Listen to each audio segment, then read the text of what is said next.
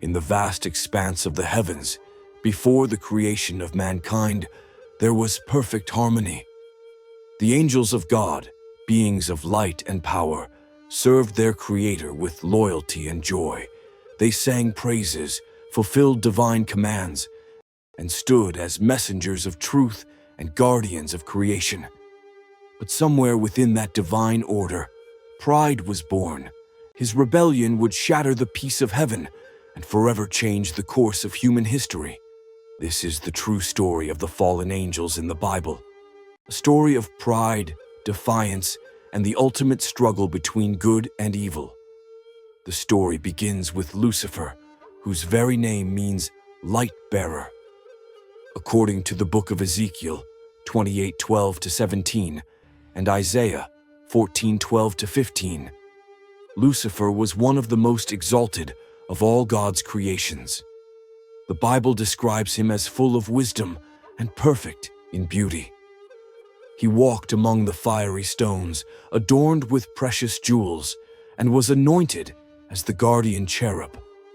But with great splendor came great pride.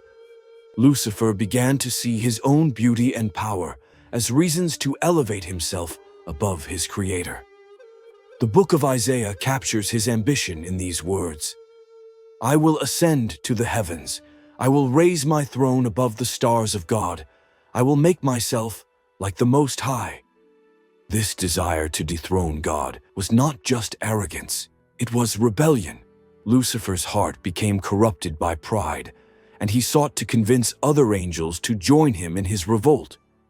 Revelation 12:4 symbolically describes this rebellion, saying that the dragon's tail swept a third of the stars from the sky, meaning that a third of the angels followed Lucifer in his defiance. This cosmic rebellion led to the first great war in heaven. The archangel Michael, whose name means "who is like God," rose up to defend the throne of the Almighty. The forces of righteousness clashed with the forces of rebellion, and in the end, Lucifer and his followers were defeated. Revelation 12:7-9 records this powerful moment. "And there was war in heaven. Michael and his angels fought against the dragon, and the dragon and his angels fought back. But he was not strong enough, and they lost their place in heaven. The great dragon was hurled down, that ancient serpent called the devil or Satan, who leads the whole world astray. Lucifer, now known as Satan, and his fallen angels were cast down from heaven to the earth. Once expelled, Satan turned his attention to humanity. In the Garden of Eden, he appeared in the form of a serpent, tempting Adam and Eve to disobey God. Through deceit, he introduced sin into the world, and through sin came death. The fallen angels, now demons, followed their leader in corrupting, deceiving, and destroying God's creation. But the story of the fallen angels does not end with Lucifer's rebellion.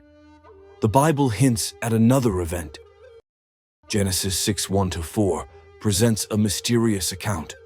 When human beings began to increase in number on the earth, and daughters were born to them, the sons of God saw that the daughters of humans were beautiful, and they married any of them they chose.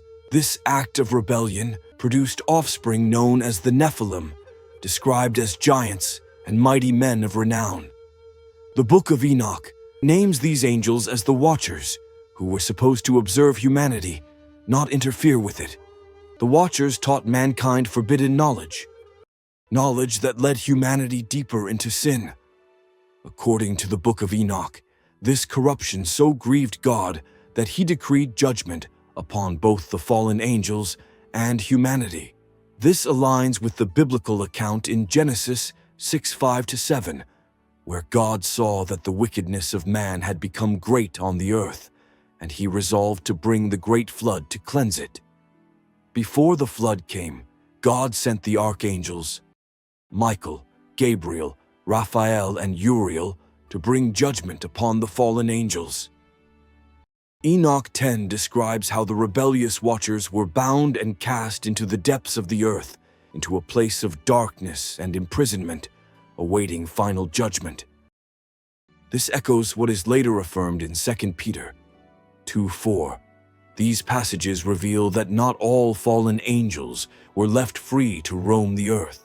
Some were bound in chains, while others, like Satan and his remaining followers, continued their dark influence over humanity. But the story of the fallen angels is not one of hopelessness. It is a story that reveals the justice and mercy of God. Though the fallen angels chose rebellion, God's plan for humanity remained steadfast.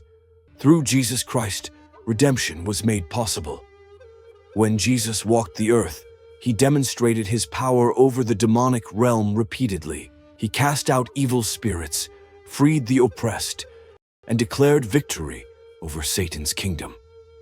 In Matthew 12:28, he said, "If I drive out demons by the Spirit of God, then the kingdom of God has come upon you." And through his death and resurrection, Jesus secured ultimate victory over the forces of darkness. The fallen angels' rebellion began with pride, but their end will come through the justice of God. Revelation 20:10 foretells their final destiny, and the devil, who deceived them, was thrown into the lake of fire, where the beast and the false prophet are. They will be tormented day and night forever and ever. The story of the fallen angels is more than an ancient tale. It is a warning. It reminds us of the destructive power of pride and disobedience, and the consequences of turning away from God. Lucifer's fall teaches us that even the most glorious of beings can fall when pride replaces humility. It also reveals the constant spiritual battle that continues to this day, a battle not against flesh and blood, but against the rulers, authorities, and powers of this dark world, as Paul wrote in Ephesians 6:12. Yet for believers, there is hope and assurance, for just as there were angels who fell, there are also angels who remain loyal, and above all there is Christ, who reigns supreme over all powers and principalities. From the rebellion in heaven to the final judgment, the story of the fallen angels is a testament to God's righteousness and sovereignty. Their fall was tragic, but it set the stage for the greatest story ever told, the story of redemption, where humanity, through faith in Jesus Christ, is restored to a relationship with the Creator that even the angels marvel at. Though the fallen angels once sought to destroy God's plan, their defeat was sealed the moment light overcame darkness. And as the scriptures promise, there will come a day when every knee will bow in heaven, on earth, and under the earth, and every tongue will confess that Jesus Christ is Lord.